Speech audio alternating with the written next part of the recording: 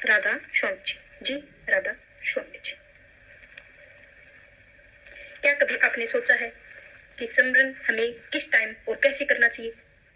और सिमरन कौन सी सीढ़ी है, लेटते हुए करें या आलस्य पीढ़ी में बन जाए, या फिर हम आत्मा प्रेमी सोचते हैं कि नाम जब हो ही जाए, चाहे बैठकर करें, चाहे लेटकर करें, चाहे हम खड़े होकर करें। संगत जी, आत्मिक राह केवल शब्द बोलने की नहीं है, भीतर उतरने के, पूर्ण सजगता से प्रभु से जुड़ने के हैं। अगर हम लेटे सुमरन की आदत डाल लेंगे तो अनुभव होगा कि एक सजग साधक को मेहनत और तपस्या से मिलता है। क्या आपने कभी यह विचार किया है कि जब शरीर विश्राम के अवस्था में होता है तो मन कहाँ भटकता है, सूरत कहाँ डोलती है? तो ऐसी ही वीडियो को आप पूरा सहयोग दें, चैनल को लाइक शेयर सब्सक्राइब जरूर करें, आपका दिल से शुक्रिया होगा। जो लेटे लेटे नाम जपने की आदत डाल लेते हैं तो वो कृपया अंत तक जरूर देखें।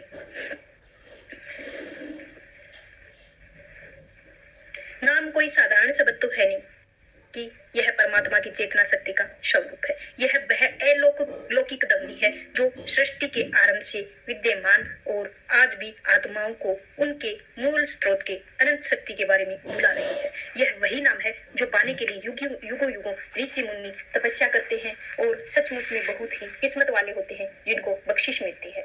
यह सिर्फ एक मंत्र ही नहीं है, बल्कि एक दिव्य भक्ति है, शक्ति है जो आपकी आत्मा को, बंधनों को मुक्त कर सकती है, रूह को रूहानी मंडलों की सैर करा सकती है, अंत में आपको मूल घर तक पहुंचा सकती है। संगत जी, क्या कभी आपने मन में यह सवाल आया है कि हम बहुत थके हुए हैं या बीमार हो गए हैं, रात को सोते समय बिस्तर में ही लेटकर हम नाम जप कर लेते हैं? तो उचित तो नहीं है, कई बार शरीर साथ भी नहीं देता है, लेकिन मन के भीतर से पुकार उठती है कि मालिक का क्या नाम जपूं, तो मैं उस समय भी हमारी प्रार्थना सुनी जाती है। क्या हमारा नाम जब वैसा ही फलदायी होता है जैसा बैठ के हम करते हैं, गहराई में समझते हैं, हमारी साथ विनती बनती है? तो आप है ना, जरूर सोच के देखें। एक दिन सो के करके देखे कितना मन लगता है, और एक दिन बिना सोए बैठ कर देखे आपका कितना मन लगता है। भावनात्मक और आत्मक जोर देने वाली विषय है, ये गहराई से समझने वाला विषय है। आप जरूर ध्यान दें, प्रयास करें। क्या लेटे हुए सिमरन का फल मिलता है? क्या बिस्तर पर की गई पुकार प्रभु तक पहुंचती है?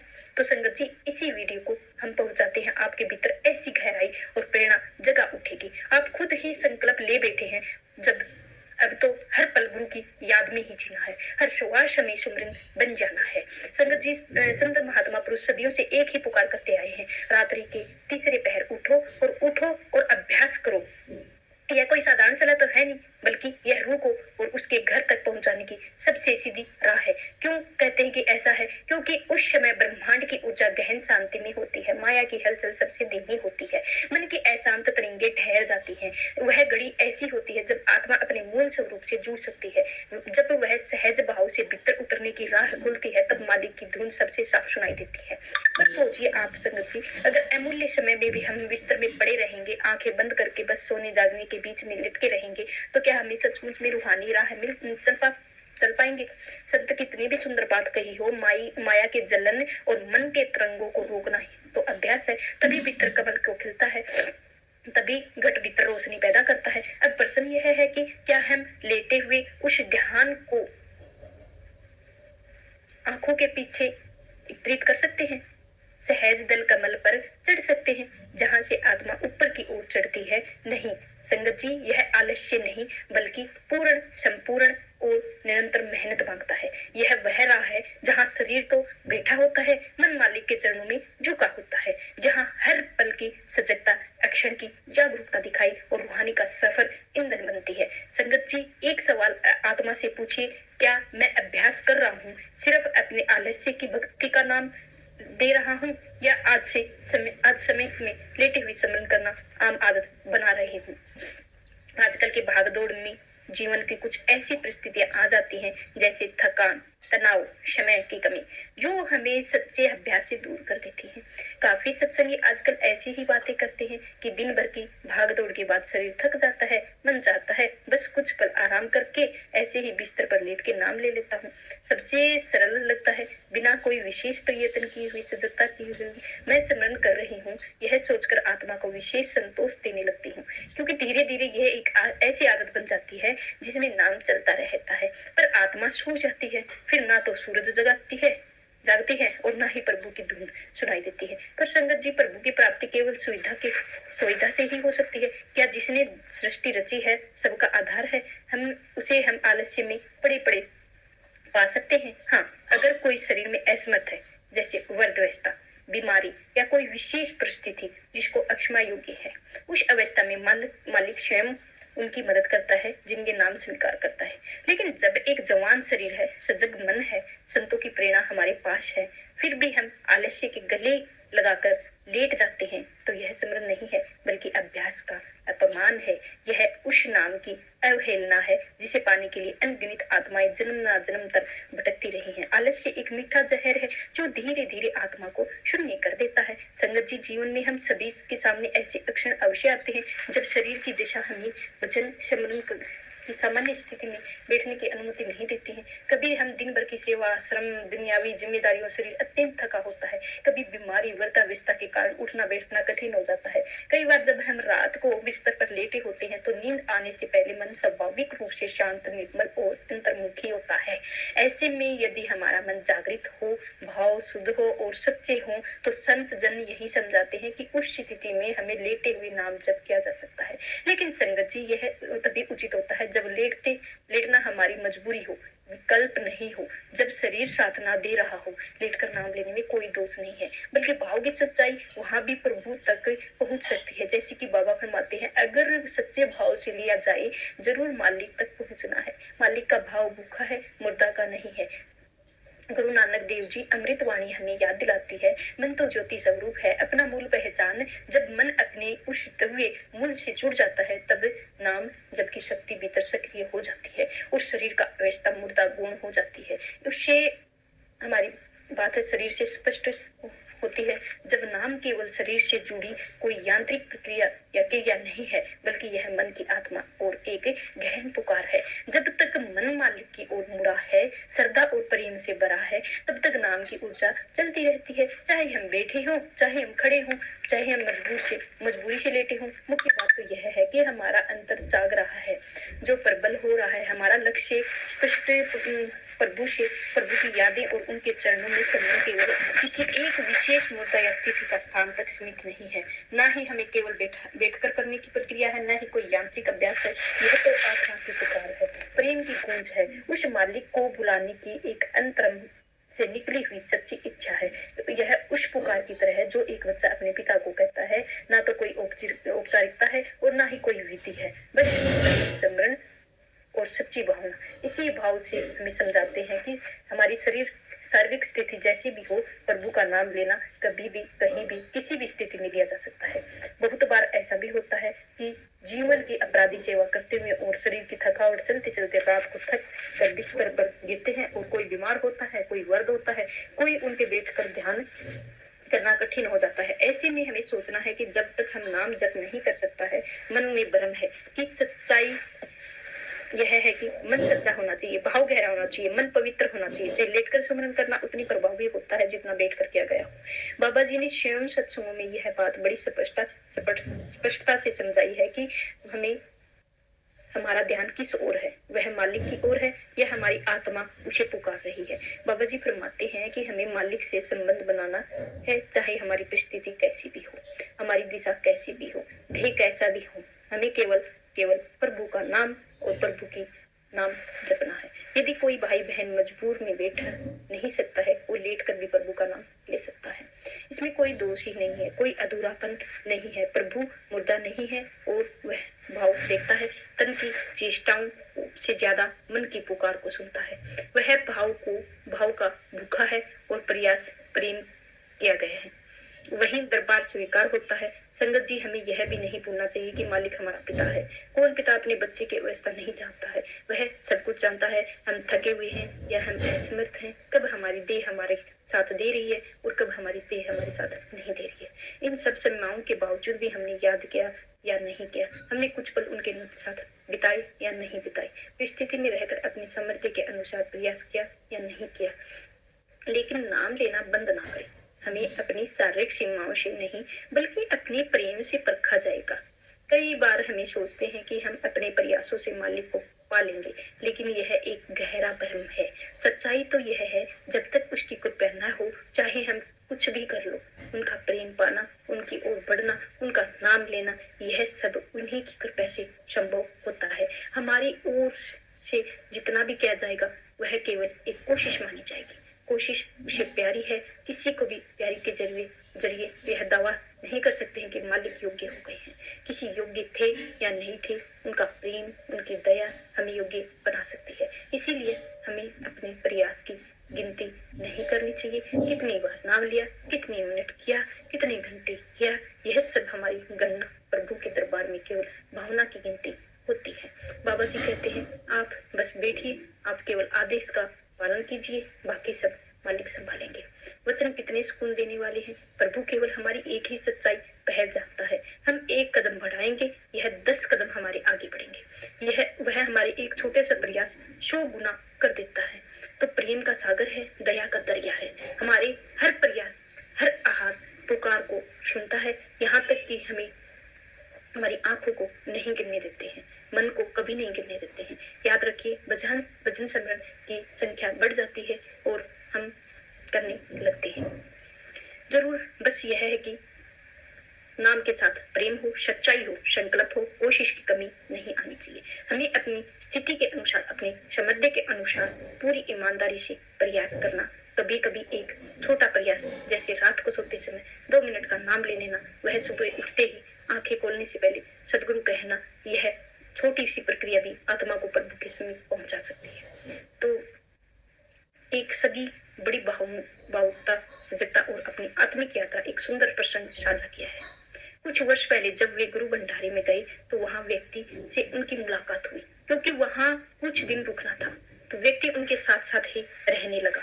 जब भाई को देखा कि यह सत्संगी दिन रात उठते हैं, मुहूर्त को देखते हैं, हर दिन ब्रह्म मुहूर्त में उठकर चुपचाप बैठकर नाम की कमाई में लग जाते हैं, उसने देखा कि सुबह, दोपहर और शाम हर समय भाई भजन में ही लीन होते हैं। हमें यह देखना कि आश्चर्य हुआ। एक दिन वो पूछ बैठा, भाई साहब, आप यहाँ यह सब कर रहे हैं, लेकिन क्या घर पर भी आप ऐसा ही करते हो? संगी मुस्कुरा कर कहा, भाई तुझे क्या है लगता है? वो कहने लगा कि आप यहाँ तो कर रहे हो, घर पर शायद इतना समय ना मिलता हो।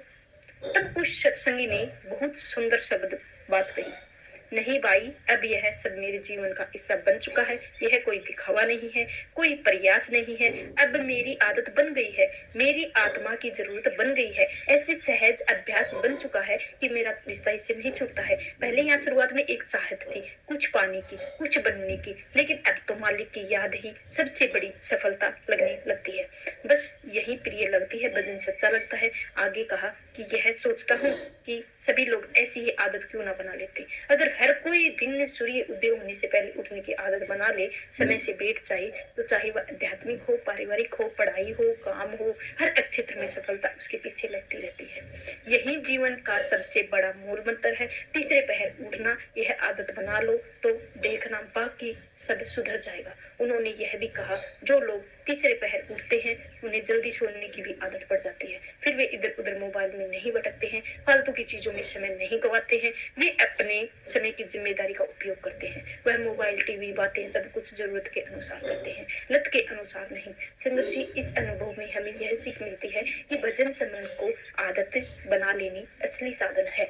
नाम की कमाई की एक जरूरी हिस्सा बन जाए हमारे दिन का। जैसे भोजन करना है, जैसे सांस लेना है, तब जाकर जीवन में असली आत्मिक प्रगति होती है। आदत ही हमें बनाती है, आदत ही हमें बिगाड़ती है। ब्रह्म मुहूर्त आदत यह सबसे सुंदर आदत है, सबसे शुभ संस्कार है, जो हमारी आत्मा को अपने मालिक से जोड़ देता है।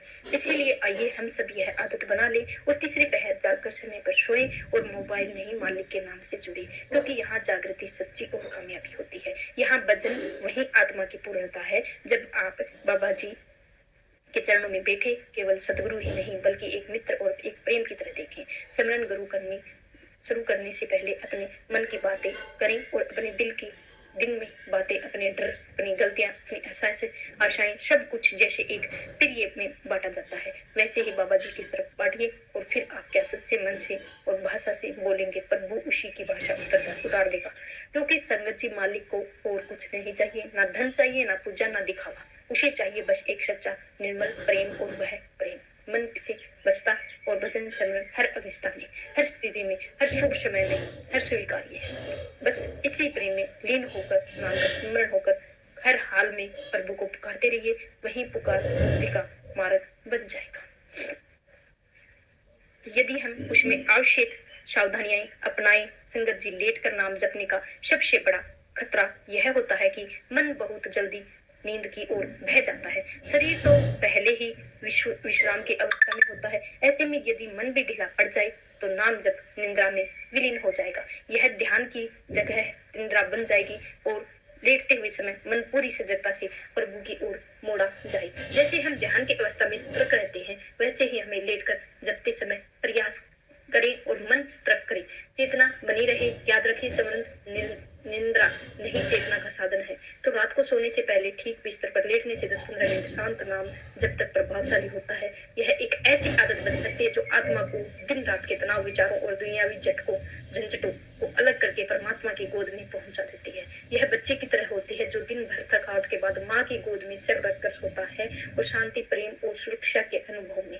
यदि आप इसे प्रतिदिन की आदत बना लें तो धीरे धीरे आपकी आत्मा को भीतर से गहरा बल मिलेगा और हर रात आत्मिक ऊर्जा का संचार होगा। संगत जी जब लेटकर नाम जपे तो आंखें बंद करके यह अनुभव करें कि प्रभु, बाबा जी या सतगुरु आपके समीप है। मान लीजिए जैसे आप किसी बहुत ही प्यारे मित्र, प्रियजन या गुरु से बात कर रहे हैं। उसी भाव से नाम ले और ध्यान की मुद्रा में बैठना संभव ना हो तो कोई बात नहीं, लेकिन प्रेम में ही मुद्रा और हमेशा जप कर सकते हैं। प्रेम, श्रद्धा और आंतरिक एकाग्रता से भरा हुआ है। जब नाम शरीर की स्थिति से कहीं के अधिक प्रभावशाली होता है। बाबा जी कहते हैं जहाँ प्रेम है वहाँ प्रभु स्वयं आ जाते हैं। तो चाहे मुद्दा हो, चाहे प्रेम हो, भाव हो, सजगता हो, लेटकर जपा गया नाम आपको प्रभु बहुत ही करीब ले आ सकता है। और संगत जी समझना, परमात्मा का भाव दिखता है, शरीर स्थिति नहीं। शरीर चाहे खड़ा हो, बैठा हो, अगर मन मालिक में जुड़ जाए तो सच्चा नाम जप जाए। जैसे ही रेडियो तभी आवाज देता है,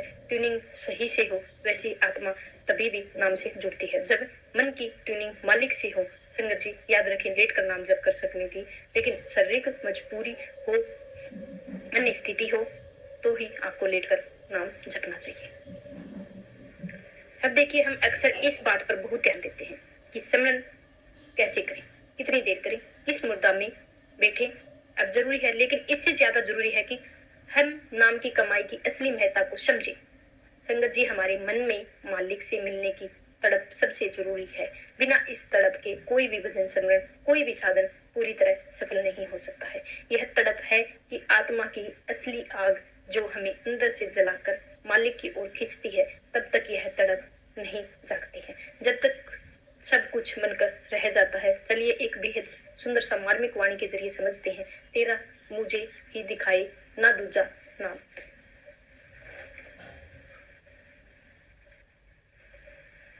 कोई भी इस मन का ना भाई, जिस हृदय में तेरा नाम नहीं बसा वह जीवित होकर भी मरा हुआ है। वाणी हमें यह सिखाती है कि अगर हमारे भीतर तेरा प्रेम ही नहीं है, तेरी याद ही नहीं है, तेरे नाम ही जीवन व्यर्थ है। अगर उस नाम की तड़फ, उस मिलन प्रयासी भावना में जाग जाए तो फिर चाहे साधक बैठा हो, लेटा हो या हंस रहा हो, हर स्थिति में मालिक की ओर वह पास जा रहा होता है। संगत जी, तड़फ वह ईंधन जो शिव को जीवन बनाती है। अगर शिव सिमरन या तड़फ नहीं है तो खाली सवर, अगर तड़फ है तो वह पुकार मालिक की ओर दौड़ चला जाता है। चल अब सजनी प्रिय के देश करा आदेश। संगत जी, कोई भी पंक्तियां नहीं है जो आत्मा की पुकार और सच्चे प्रियतम करके पिया की आत्मा की ओर बुला रही है। यह बुलावा आत्मा की उसकी वास्तविकता यात्रा पर ले जाना और बाहर नहीं, भीतर शुरू होती है। यह कोई देश है, कोई भौगोलिक स्थान तो नहीं है, बल्कि हमारा शरीर, हमारा घट, हमारा नगर, जिसमें आत्मा बैठी है, वही भीतर, वही परमात्मा विराजमान है। लेकिन जब तक गुरु का आदेश ना हो, तब तक किसी पूर्ण सतगुरु की कृपा दृष्टि ना मिली हो, तब तक इस घट का रहस्य खुलता ही नहीं है। गुरु हमें स्पष्ट निर्देश देते हैं कि बाहर नहीं, भीतर देखो। मालिक बाहर नहीं है, तुम्हारे अंदर में बैठा हुआ है, जो इस आज्ञा के अनुसरण करके बाहर उस परम ज्योति की खोज में दौड़ता है। वे अंत तक थक कर गिर जाते हैं। ब्रह्मा विष्णु महेश जैसे देवताओं को उपासना करने वाले जो शास्त्र वेद पुराण उपासना आदि के जाल में उलझे रहे हैं, इस सत्य तक नहीं पहुंच सके हैं। जब तक उन्होंने भीतर की ओर रुख नहीं किया है, यह तो प्रेम समर्पण और गुरु की कृपा से ही प्रकट होता है। जब कोई साधक अपनी सारी आशाएं बाहर की और दुनियावी वस्तुओं और साधनों स्थानों तीर्थों की ओर विचारों में खोजता है, तब तक भटकता है, अंत खाली ही रह जाता है। लेकिन जैसे ही हम गुरु की शरण में जाकर आपके आदेश का पालन करते हैं, भीतर की यात्रा शुरू करते हैं, धीरे धीरे वही उस आत्मा के झलक पाने लगते हैं। संगत जी, बाहर केवल दृश्य है जिसका दर्शन आत्मा को चाहिए, और वह अदृश्य है, और अदृश्य केवल भीतर प्रकट होता है। इसीलिए अवसर यह मानव और जन्म, यह गुरु की एक संगम है, ऐसा संगम है जिसको आत्मा की यात्रा और आरंभ करता है। यदि अवसर को खो दें तो सतगीत कर दें तो ब्रह्मा और आकर्षण में उलझे रहें तो शरीर एक ही दिन समाप्त हो जाएगा, अनमोल अवसर हमारे साथ चला जाएगा। इसीलिए सजनी, अब देर मत कर, उठ सजग हो और अपने पिया के देश को चाल। गुरु के आदेश में उस घट के भीतर प्रवेश कर रहा है जहाँ तुझसे मिलने के लिए स्वयं पिया बैठा है। सच्चा मिलन है, वही सच्चा तीर्थ यात्रा है, वही आत्मा का अंतिम विश्राम है। और संगत जी, हर जीव को एक तमन्ना होती है कि वह सच्चा साधक बने, सच्चा दर्शन पाए, शब्द का प्रकाश देखे, गुरु के सूक्ष्म स्वरूप के दर्शन करे और अंत में प्रभु से मिल जाए। लेकिन क्या यह केवल कहने और सुनने की बात है या फिर जीवन में अनुभव भी है? आज हम में से कई ऐसे भी हैं जो वर्षों पहले नामदान ले चुके हैं। सत्संगों में जाते हैं, कई लोग वाह वाह भी पा लेते हैं। कितने पुराने नामदारी हैं, बड़े साधक हैं, उनका जीवन इतना सेमी है, लेकिन क्या वास्तव में हम सच्चे साधक बन पाए हैं? सच्चाई तो यह है कि न तो हमने शब्द की धुन सुनी है और ना ही शब्द को प्रकाश देखा है, ना ही गुरु के सूक्ष्म दर्शन देखे हैं। फिर यह साधक कैसी है, यह यात्रा कैसी है, यह संतोष किस बात का है? अब समय से हम खुद से ही पूछने का कि इस चक्कर में उलझी हुई हूँ कि अगर सच्चे अर्थों में कामों में होना चाहते हो तो आत्मिक ऊंचाई को पाना चाहते हो तो एक बात को गांठ बांध लो, सूरज से पहले उठने की आदत डालो। हाँ संगत जी, जब सारी दुनिया गहरी नींद में होती है, उस वक्त जो आत्मा जगा रही है वह बहुत कुछ पा सकती है। अमृत वेला में उठकर किया गया सुमरन सबसे प्रभावशाली होता है। जो आत्माएं सूरज के उगने से पहले प्रभु का नाम जपने लग जाती हैं, उन्हें ही मालिक के दरबार में असली कामयाबी मिलती है। जो दिन चढ़ने से उठते हैं, आलस्य के समय गवाते हैं, वे जीवन में अमूल्य अक्षर खो देते हैं। स्वामी जी महाराज ने चेतावनी दी है कि करो री कोई सत्संग आज बनाए, मतलब कोई ऐसा उपाय खोजो, ऐसी विधि अपनाओ कि हर वक्त सत्य के संग ही रहो। यही सत्संग है, और सत्संग में 2 घंटे की बात नहीं, यह जीवन जीने की विधि है। हम हर एक्शन में, हर आत्मा में साक्षी बना लेते हैं, और जब भीतर से सजग होकर तभी असली सत्संग होता है। इसीलिए सत्संग जी उठिए, जब पूरी दुनिया नींद सो रही है, अपनी आत्मा को जगा लीजिए और बाहर अंधेरा हो चाहे आप भीतर दीपक जलाइए। जो भी काम करिए अपने जीवन में चाहते हो, प्रभु से मिलना, सच्चा प्रेम पाना है तो शब्द की धुन सुनना है, सूक्ष्म दर्शन देखना है, उसका अभ्यास करना है। आज भी इसी अक्षर से शुरू कीजिए, क्योंकि जब तक आप खुद को नहीं जगाते हो, कोई आपको नहीं जगा सकता है। याद रखिए, गुरु तो हर पल तैयार होते हैं, लेकिन हमें काबिल बनना होगा, और वह काबिलियत आती है तड़प से, प्रयास से, रोजमर्रा की जागरूकता से। संगत जी, एक बहुत ही गहरी वाणी है, कट भीतर तो जगा रही है, सूरत पुरानी बिना देश जनकार रही है। सब मन बोला, इस वाणी में हमारा अंतर की यात्रा का हमारा सारा रहस्य छिपा है। आत्मा सीधा संवाद किया गया है। हे सूरत पुरानी जन्मों से भटक रही है और बाहर के जन्मों में भटक रही है। असली देश तो हमारी शरीर तो ने पहचाना ही नहीं है, शरीर में कोई साधारण देह तो नहीं है, और यही आत्मा मंदिर का इसी के घट में और मालिक के विराजमान में घट में है। भीतर जगाने का अर्थ है अपनी भीतर सजग हो, अपनी आत्मा को जागृत कर, उसे परम चेतना से जानने की कोशिश में। जो तेरे भीतर छुपी हुई बैठी है, हमारी आत्मा पुरातन है, अनादि से है, अनंतक है। यह देह, यह जीवन सिर्फ एक पड़ाव है, एक सुंदर अवसर है उस प्रभु से मिलने का। लेकिन यदि इस अमूल्य अवसर को यूं ही खेल खेल में, भोग विलास में या केवल दुनियावी बातों में खो दिया है तो हमारे पास कुछ भी नहीं रहेगा, हमारे पास कुछ भी नहीं रहेगा। हमने यह मनुष्य जीवन असंख्य योनियों की यात्रा के बाद पाया है। कोई साधारण से योग तो है नहीं जो प्रभु से कृपा से मिला हो।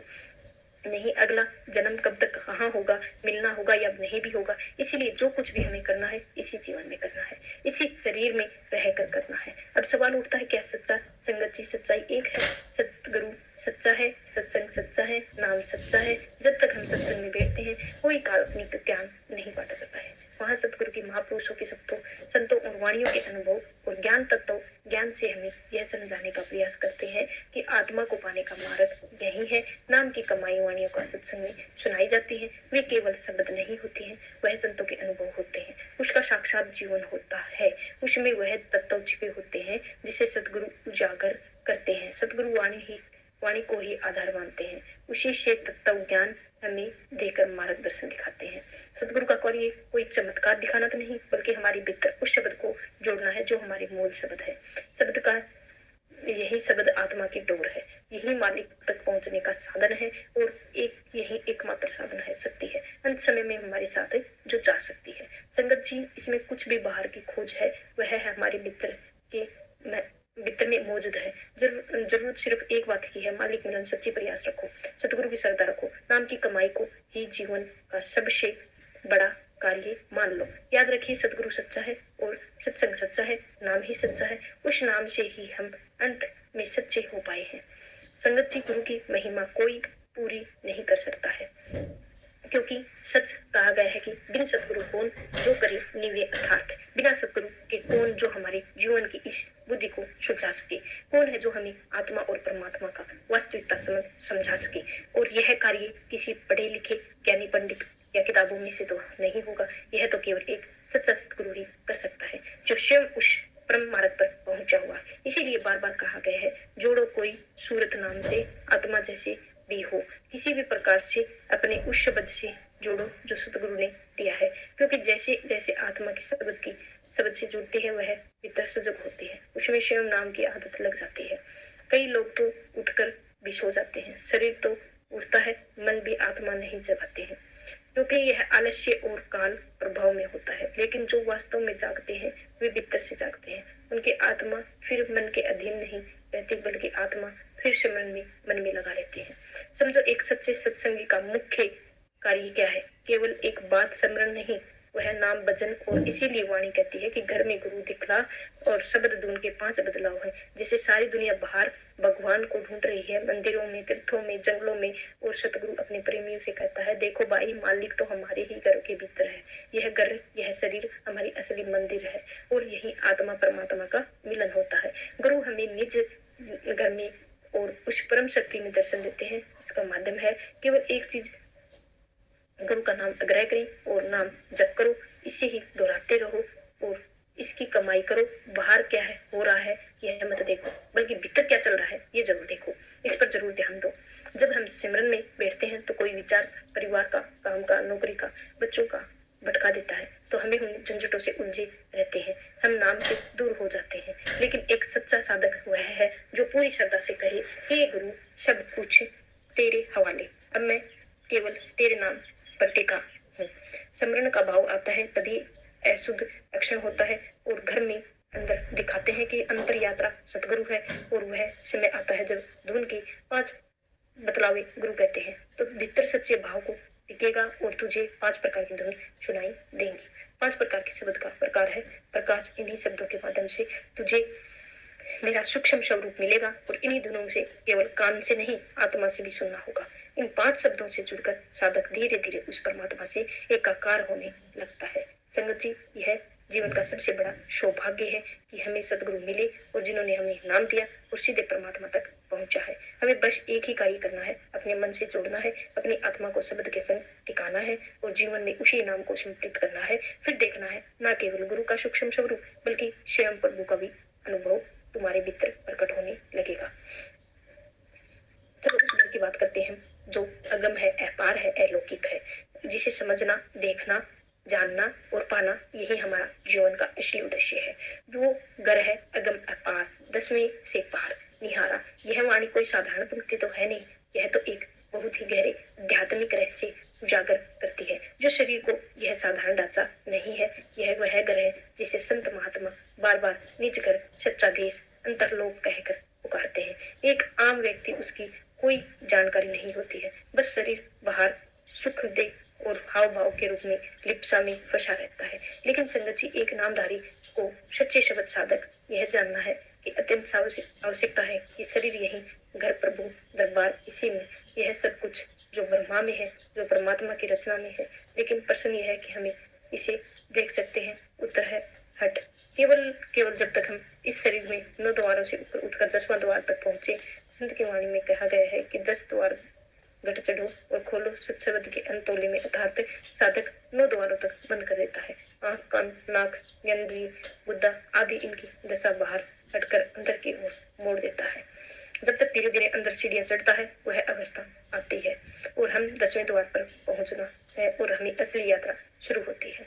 द्वार है जो सच्चे शब्द अनुभूति कराता है। यहाँ आत्मा और सच्चे शब्द की ध्वनि सुनाई देती है। वह शब्द हमें अंतर के गहन रहस्य की ओर ले जाता है। इस अवस्था में प्रवेश पाकर साधक समझ जाता है कि परमात्मा नहीं, बाहर नहीं।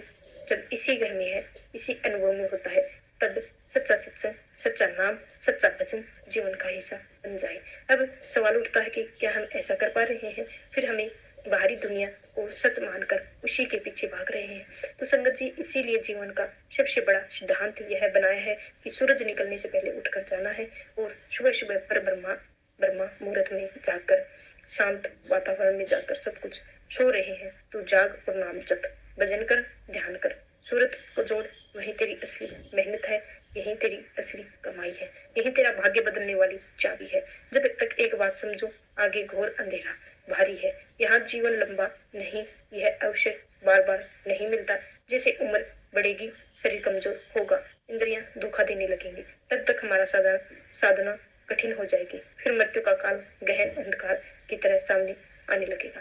समय ना कोई मित्र साथ जाएगा, ना धन जाएगा, ना रिश्ते जाएंगे, ना माता पिता जाएगा, ना बहन भाई जाएंगे, केवल नाम की कमाई जाएगी। गुरु से मिलना, शब्द और आत्मा की अनुभूति, उसने उस घर को प्राप्त की है। नाम से जुड़ जाओ, सूरत को जोड़ो, गुरु पर विश्वास रखो। इसी ही अगम अपार घर का रहस्य को जान सके और यही जीवन का सहारा। इसी के साथ हम आपसे इजाजत लेते हैं। कल मिलेंगे हम नई वीडियो के साथ। आप पूरा सहयोग दें, आपका दिल से शुक्रिया होगा। आपको चैनल को लाइक, शेयर, सब्सक्राइब आपका काम है, ये आप जरूर करें। आपका दिल से शुक्रिया है आपके चैनल को बढ़ाने के लिए। राधा स्वामी जी, राधा स्वामी जी, आपने जो भी हमें टाइम दिया, इतनी बार सुना, उसके लिए शुक्रिया शुक्रिया शुक्रिया जी, शुक्रिया। राधा स्वामी जी।